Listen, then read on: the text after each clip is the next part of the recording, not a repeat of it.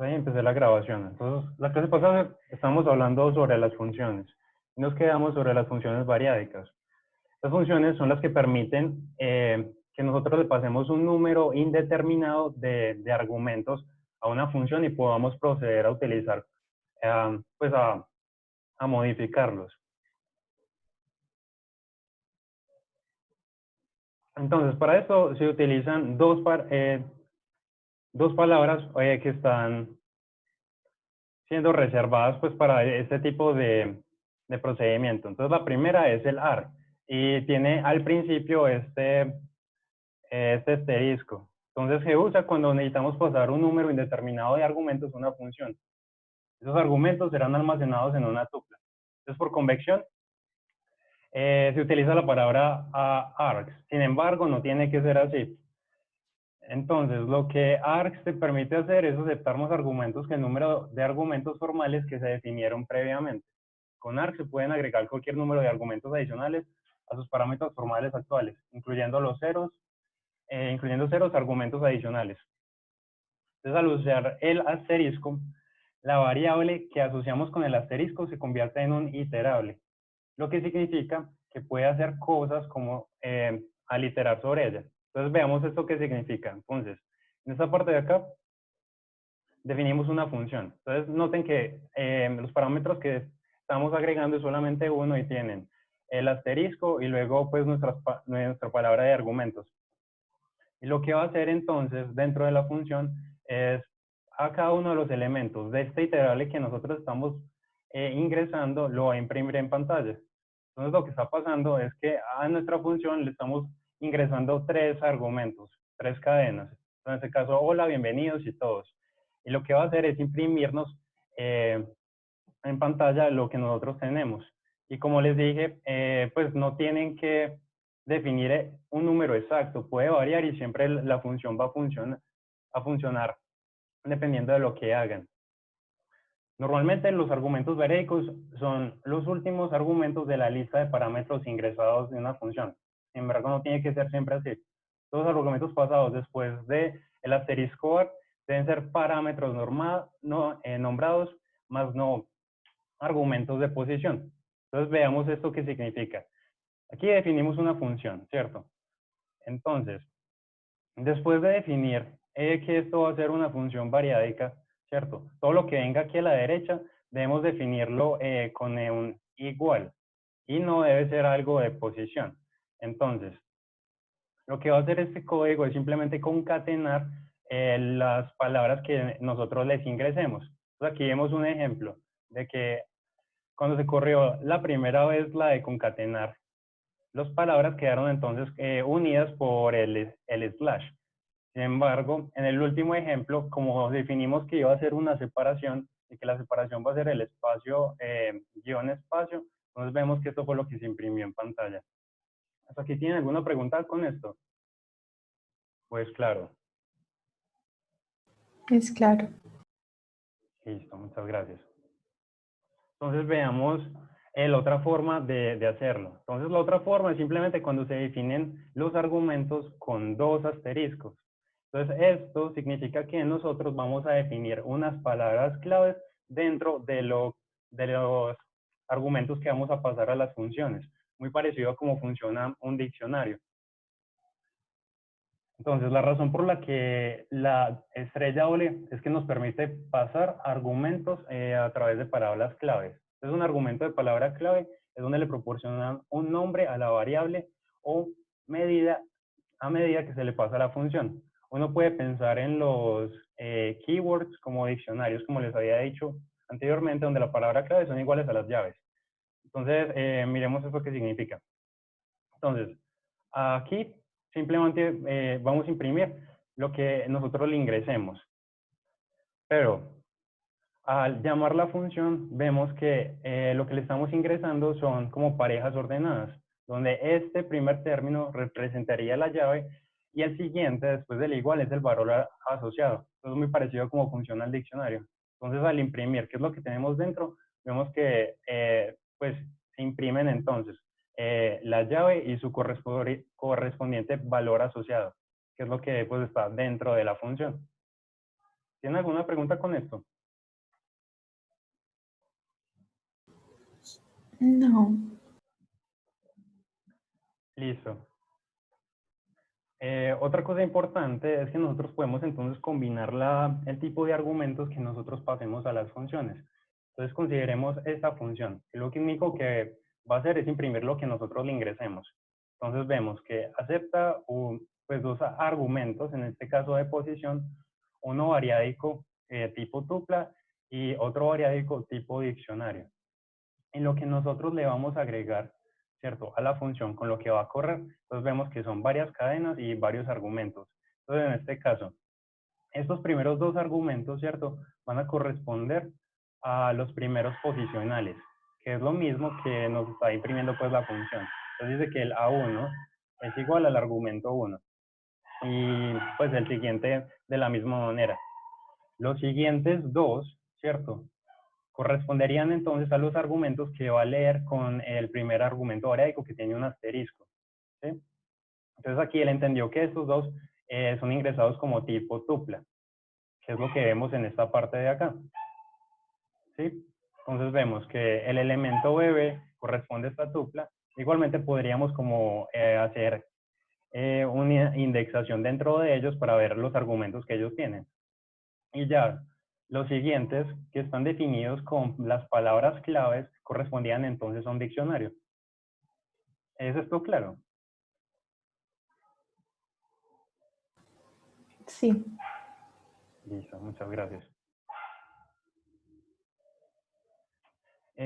Aquí simplemente hay otro ejemplo pues de lo mismo. Los primeros argumentos, en este caso, van a corresponder a lo que se ingresa por tupla. Y a partir de que definamos las palabras claves, y pues cada uno de los valores asociados sería entonces un diccionario.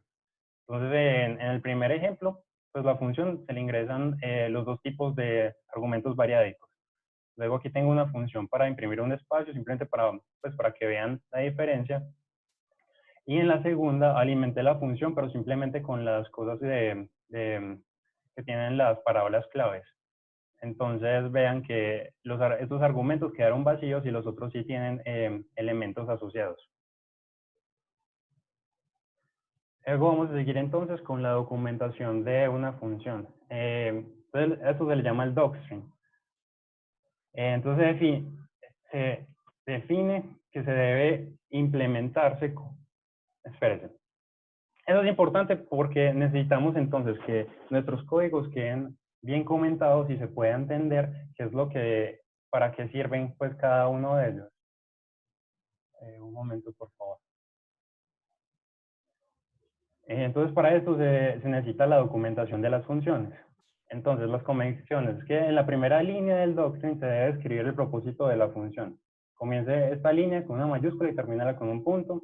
La segunda línea, déjela en blanco y después de esto escriba como tal la función, su uso, los parámetros de entrada y salida y efectos secundarios que puedan tener. Entonces vemos aquí que hay una función para sacar un promedio, ¿cierto? Entonces, de aquí defino esto como el docstring, que va a ser pues la documentación de los mismos. Aquí está el propósito de la función, los parámetros de entrada, lo que me retorna, y con eso ya concluiría. Entonces esto es muy útil porque, digamos, si ustedes definen como sus propias funciones, podrían ser la documentación.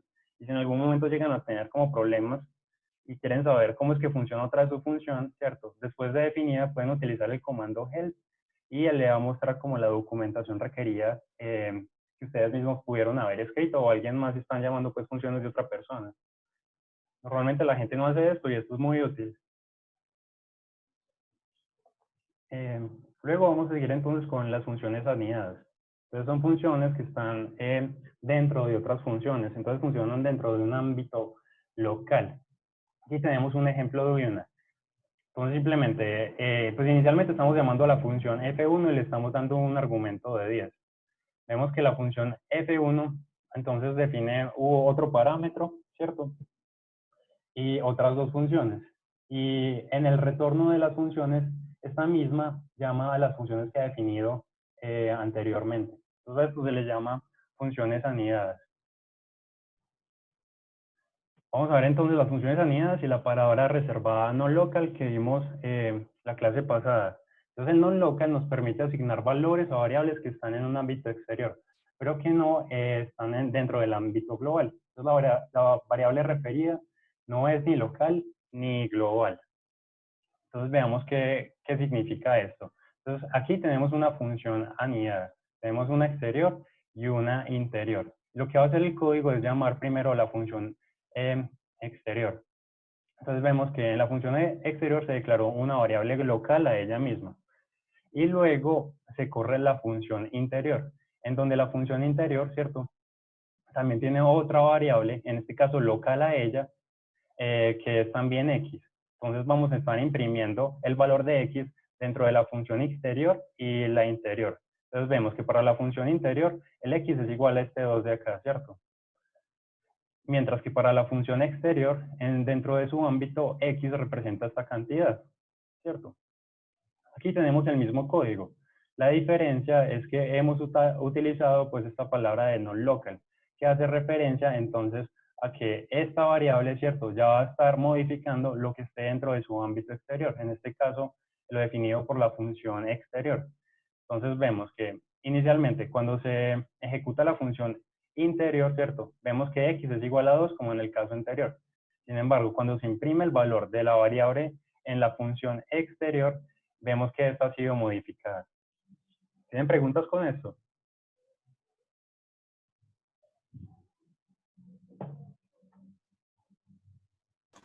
¿En qué caso podría uno necesitar esto?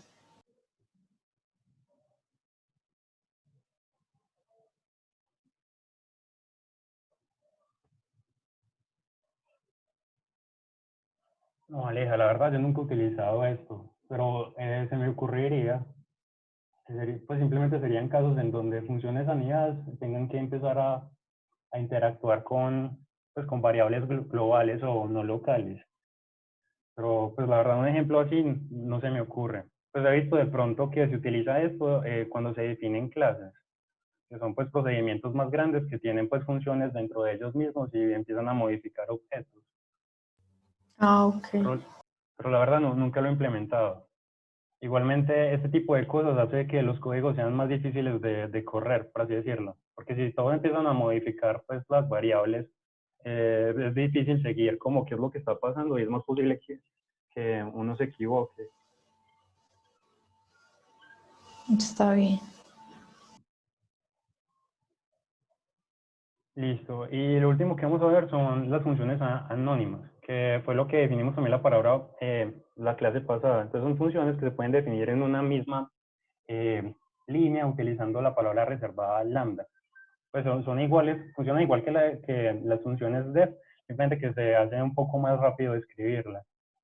Entonces, estas funciones lambda contienen una expresión la cual retorna su resultado inmediatamente. Se utilizan para mejorar la claridad del programa o evitar llenar el código con pequeñas funciones def de una sola línea. Luego hay una recomendación y dice que si ustedes necesitan funciones con varios comandos o funciones muy complicadas, es preferible utilizar pues, normalmente el tipo def, que es lo que la otra vez me preguntaba también Aleja. Entonces veamos, aquí tenemos una función que pues simplemente es muy corta, simplemente es pues, el doble de un número. Entonces en este tipo de funciones se podría utilizar una de estas anónimas en donde, pues como hemos visto, se utiliza la palabra lambda, ¿cierto? Los parámetros que vamos a ingresar, 2 puntos, y lo que vamos a retornar con estos parámetros.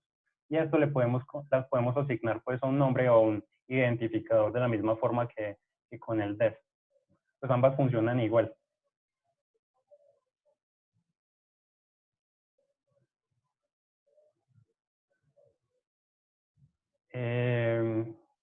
Pues aquí tenemos otro ejemplo de lo mismo. Tenemos una función, ¿cierto?, definida en por def, que podría ser entonces también hecha a partir de una función anónima.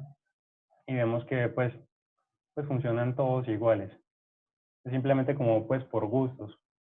Otra cosa interesante es que podríamos utilizar las funciones anónimas, ¿cierto? Para crear como listas de funciones y empezar como a operar dentro de diferentes números. Entonces veamos aquí, creamos una lista con diferentes funciones. Aquí tenemos el cuadrado, el cubo y a la 4. Entonces definimos simplemente que para cada una de estas funciones vamos a a evaluar el número 3 y vemos entonces aquí el resultado de la misma operación. Comparación, ¿cierto? Si quisiéramos hacer lo mismo, pues aquí esto sería un poquito más largo, pero pues es indiferente, esto ya es como de gustos. Y finalmente en esta parte de acá vemos simplemente una función para hallar los mínimos de entre dos números. Entonces vemos que podemos recibir dos argumentos, en este caso pues pueden ser muchos más, en este caso recibimos dos, y dependiendo de cuál sea el mayor, damos un resultado. Lo último que vamos a ver es las funciones de map y filter, que sirve para aplicar funciones o filtros a iterables. Entonces empecemos con los filtros. Entonces la forma en que ellos funcionan es que se define pues la palabra reservada de filtro, la función que queremos aplicar y un iterable. Recordemos pues que simplemente es un elemento en el que podemos hacer iteraciones porque tiene varios elementos. Entonces corresponderían como ejemplos de esto serían listas o tuplas. Entonces, veamos aquí cómo funcionan. Esto simplemente es la ayuda que aparece al pedir pues, ayuda en Python. Entonces tenemos una lista con varios números y queremos determinar cuáles son los números que son enteramente divisibles por 3. Entonces aplicaríamos como filter y nuestra función. En este caso, mire que estamos definiendo las funciones con lambda. También serviría como pues, la otra forma de definirlas con def. Solamente que aquí se hace un poco más entendible. Entonces vamos a ver que queremos los números en donde la operación del módulo sea igual a 0. Entonces que la división entera sea igual a 0. De el iterable, en este caso f, corresponde a esta lista de acá. Esta operación nos crea un objeto, ¿cierto? Entonces, si quisiéramos ver qué hay dentro de él, tendríamos que simplemente listarlo pues, con este comando de acá. Entonces, él nos va a retornar los elementos de nuestro iterable que cumplan la condición que le estamos poniendo acá. Entonces, por eso se le llama filtro, ¿cierto? Independiente de esto, ¿cierto? Python tiene otra forma también de hacer esto, que es como con lo que hemos hablado anteriormente de list comprehension, ¿cierto? Entonces aquí tenemos una línea equivalente a lo mismo que hicimos en la parte, pues en el código anterior. Es simplemente pues de gustos o pues sí, entender qué cosas le gusta más a las personas, pero realmente son lo mismo. Y para mostrar esto, ese es un comando especial de Jupyter que sirve para medir el tiempo de ejecución de las funciones. Eso es lo que él hace. En este caso, él me hizo 1.000.000 de iteraciones, ¿cierto? Y vio que las mejores 3 de ellas se demoraron 0.5 microsegundos por cada una, ¿cierto? Utilizando en este caso el filter. Pero si lo hago por list comprehension, miren entonces que los resultados son muy similares. Entonces no es que uno sea más como óptimo que el otro, es simplemente de gustos. ¿Hasta aquí tienen alguna pregunta? No. Listo. Lo otro es el mapa, que es simplemente para aplicar funciones a un iterable. Entonces, el de arriba aplica filtros, ¿cierto? Cuando se cumple cierta condición, nos va a devolver los objetos pues, que arrojen el verdadero. Mientras que este nos serviría para aplicar funciones dentro de un iterable. Básicamente, estos son ciclos for implícitos. Entonces, en este caso, queremos es multiplicar todos los elementos de la lista por 2. Entonces, eso opera de la misma manera. La primera es la función que queremos aplicar, luego el iterable. Entonces, aquí tenemos la función, ¿cierto? Que nos va a devolver, en este caso es el doble más 10, disculpen. Y luego el iterable al que queremos aplicar esto, ¿cierto? Entonces, nos genera un objeto y si queremos ver qué es lo que hay dentro de él, tenemos que entonces listarlo y nos arroja entonces este resultado, ¿cierto? Otra vez lo mismo, se podría hacer también con list comprehensions. Y nuevamente estoy mirando cuáles son los tiempos de ejecución de 1.000.000 de repeticiones del ciclo. Y vemos que utilizando el map, ¿cierto? O el tipo de list comprehension, para la misma operación se demoran otra vez igual, o sea que pues no es que uno sea mejor que el otro, simplemente pues gustos.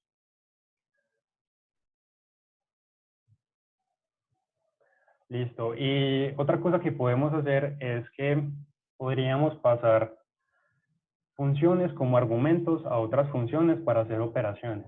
En este caso, tengo simplemente un código para hacer una aproximación de una integral definida. Entonces, fíjense que esto de acá corresponde a la función.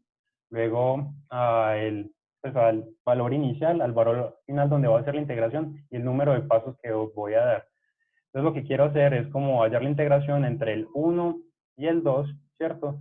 Para las funciones x al cuadrado y x a la 3. Entonces, lo único que está cambiando aquí es que al momento de definir, pues de alimentar la función, estoy cambiando la función que estoy entrando como parámetro, que están definidas en esta parte de aquí arriba. Y algo que deben tener en cuenta es que cuando se pasan las funciones como parámetros, no se utilizan los paréntesis, solamente se pasa el nombre de la función. Entonces, cuando esta función, por ejemplo, cuadrado, ingresa esta función, ¿cierto? Vean aquí que este f de acá es alimentado dentro de la misma función. Entonces, acá es donde se le dice qué valores son los que tienen que empezar a evaluar. ¿Y tienen dudas con esto? No. Listo. Entonces, con esto terminamos el módulo de funciones. Entonces, vamos a pasar al de consejos de programación. Entonces, estos simplemente son buenas prácticas que se han definido pues, por comunidades y por programadores para hacer las cosas un poco más entendibles y óptimas. El primer consejo es que pues, comparar true igual a true es algo innecesario. Entonces, vamos a ver qué es esto. Entonces, imagínense que tenemos una condición. Entonces, el condicional es igual a true, ¿cierto? Entonces, queremos como evaluar, como que dentro de un if, que si este valor es igual a true, ¿cierto? Se imprima algo o de lo contrario se imprima otra cosa, ¿cierto? Pero cuando estamos haciendo esto, ¿cierto? Aquí Python está trabajando doble, porque primero va a entrar a evaluar esta condición de aquí dentro. Entonces va a comparar si true es igual a true, ¿cierto? Y luego va a evaluar, ¿cierto?, el resultado de esta operación dentro del if. Entonces, esto, ¿cierto?, se puede hacer implícitamente, simplemente utilizando pues esta forma de acá. Simplemente a decir que este condicional es igual a true, ¿cierto? Y lo evaluamos en esta parte de acá, pues él ya empieza a operar de la misma manera que la forma anterior. Entonces son formas como más óptimas y de hacer las cosas. Me dice que a la reunión le quedan alrededor de 10 minutos. Vamos a ver cuál es la distribución recomendada del código en un programa. Entonces, lo primero es hacer un comentario inicial donde se describe brevemente cuál es la finalidad del programa. Luego se llaman todas las librerías que necesitemos importar para la ejecución del mismo. Se definen las constantes globales que van a ser llamadas desde las diferentes funciones. Se reserva el espacio en memoria de todas las variables globales que se requieran y sean llamadas desde las funciones. Se crean todas las funciones y luego se hace el procedimiento principal. Entonces, básicamente, un ejemplo de esto sería como un código para hallar la hipotenusa de un triángulo dado sus catetos. Entonces, vemos, tenemos un docstring, ¿cierto? Luego tenemos las funciones, los módulos que queremos importar. Luego definimos todas nuestras funciones y luego viene el código principal donde hacemos el procedimiento. ¿Sí? Entonces, en este caso, simplemente pues, es un código que le va a pedir al usuario que ingrese dos números, ¿cierto? Él va a hallar el cuadrado, pues, estos correspondientes a los catetos y va a dar simplemente una respuesta de cuál es la longitud de la hipotenusa. Luego, normas de estilo. Entonces, esto es importante porque, digamos, diferentes empresas tienen diferentes como estilos de programación que exigen a sus empleados. Si buscan en internet, hay como muchísimas. Yo solamente extraje una que me pareció coherente. Entonces, lo principal es que el código sea lo más claro posible, ¿cierto? Que usted lea el código y sea legible para usted en este momento y en un futuro y para otras personas, ¿cierto? Entonces, cuando se escriben los programas, se debe priorizar la legibilidad del código por encima de todo, incluso por encima de la velocidad de ejecución, excepto en algunas aplicaciones específicas. Entonces hay que entender que el código normalmente se escribe una vez, pero se lee decenas de veces y hay que ser consistentes con el estilo de programación. Esto es muy importante porque muchas veces uno hace un código y se da cuenta, pues si uno lo hace y lo entiende, pero meses después o tiempo después va a retomarlo y muchas veces se encuentra de que uno mismo no se entiende qué fue lo que hizo. Entonces luego hablemos de las líneas. Algo que se establece pues como una norma es que los códigos no deberían sobrepasar la línea 80. Entonces veamos qué es lo que está pasando acá. En este caso, este editor de Google, ¿cierto? Tiene una opción donde él me dibuja la línea 80. Entonces como por concertación, ¿cierto? Lo que no he establecido es que pues los códigos no deberían superar esta línea. Entonces esta línea de acá está como simplemente dándome una limitación, porque hace que los códigos sean más como más amigables. Si uno pudiera incluso dividir pantallas y trabajar en dos códigos a la vez sin tener que estar haciendo puesto, que se hace como muy molesto no poder estar viendo pues, todo el código en una misma pantalla. Entonces dice que utilice líneas en blanco para separar el código en párrafos o bloques. Coloque una instrucción por línea. Sin embargo, si el colocar dos o más sentencias en una línea mejora la claridad del programa, hágalo así. Evite líneas muy largas. En vez de eso, utilice varias líneas. Limita todas las líneas, un máximo de 70 caracteres. Y en caso de largos bloques de texto, ¿cierto? Limitarlos a 72 caracteres. Entonces la recomendación es que esto pues, no sea tan largo, que no sobrepase esta línea de acá. Y que si tienen una cadena muy larga, ¿cierto? O una sentencia muy larga, ustedes mismos la podrían dividir, ¿cierto? Para que se pudiera pues, leer en dos líneas, así facilitar por esta lectura. Igualmente esto también se podría hacer en la asignación de sentencias, pues es el mismo operador, simplemente es dividirlo y esto sigue funcionando igual. Si hay comandos en varias líneas, escribe a los operadores al comienzo de cada línea. Entonces, como esta parte de acá, que es recomendado, de que si vamos a sumar varias cosas y necesitamos que lo hagan varias líneas, en este caso no era necesario, pero simplemente es un ejemplo, es mejor que el operador de la siguiente línea quede pues en la parte inicial, no como escondido al final, porque a veces se puede hacer como difícil intuir qué es lo que se está haciendo. Luego hablemos de los espacios. Entonces, evitar usar espacios en las siguientes situaciones. Inmediatamente dentro de un paréntesis, corchetes o llaves. Entonces, lo adecuado es que sean como así cerraditos, ¿cierto? Que no simplemente le estemos agregando espacios innecesarios adelante o atrás. En este caso, a los corchetes, paréntesis y llaves. Inmediatamente antes de una coma, un punto, coma o dos puntos. Entonces vemos que lo adecuado es que las comas estén junto a las variables que estemos como asignando o lo que tengamos y que no estén separadas de las mismas porque hace que las cosas no sean como tan fáciles de leer. Pues esto igualmente sigue funcionando dentro de, pues, de la sintaxis de Python, pues simplemente hace que los códigos sean un poco más legibles. Inmediatamente antes del paréntesis que comienza la lista de argumentos en la llamada de las funciones. Entonces, aquí tenemos una función, pues, por así decirlo. Entonces, nos está diciendo que no debemos como colocarle espacios acá, después pues, antes de los paréntesis para definir los argumentos. Inmediatamente antes de un corchete que empiece una indexación o slicing. Entonces, como lo mismo, tenemos un diccionario, aquí tenemos como la llave que queremos llamar, ¿cierto? Entonces, como que no es muy adecuado colocarle este espacio acá para hacer pues, la llamada del diccionario o hacer el índice de una lista que estuviéramos trabajando. Otras recomendaciones. Siempre rodear estos operadores binarios con un espacio a cada lado. Estamos hablando de las asignaciones, de la asignación de numeración, comparaciones y booleanos. Entonces, lo adecuado es que, pues, que esos operadores estén rodeados pues, por los espacios. Como vemos en estos ejemplos de acá, porque pues otra vez, podríamos tenerlos así, pero se hace como un poco más difícil la lectura del código. Es mucho más como fácil leerlo y intuitivo si lo tenemos de esta manera. Luego dice, no use espacios alrededor del igual cuando es utilizado para indicar un argumento de una función, o sea, como una palabra llave, ¿cierto? Un argumento de palabra llave o un parámetro con un valor por defecto. Entonces están hablando de ese tipo de cosas, ¿cierto?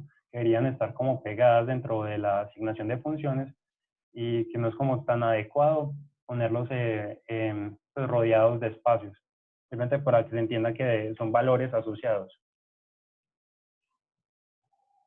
Luego dice las secuencias compuestas, múltiples sentencias en una misma línea son generalmente desalentadas o poco recomendadas. Entonces aquí tenemos simplemente pues como la estructura de un código. Entonces dice que esa parte de acá sería como algo pues recomendado que se puede entender.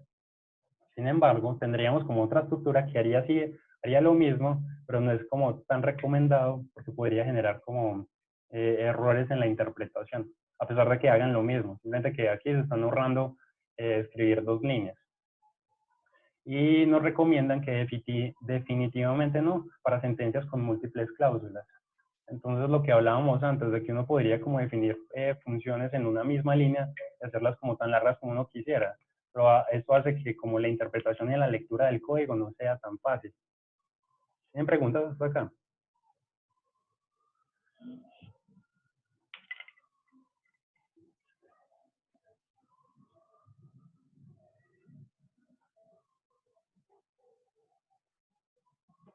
Listo. Entonces, digamos, espacios y orientaciones. Entonces, utilice un sagrado de 4 espacios o en su defecto la tabulación. Nunca mezcle tabulaciones con espacios. Disculpen, borro esto de acá.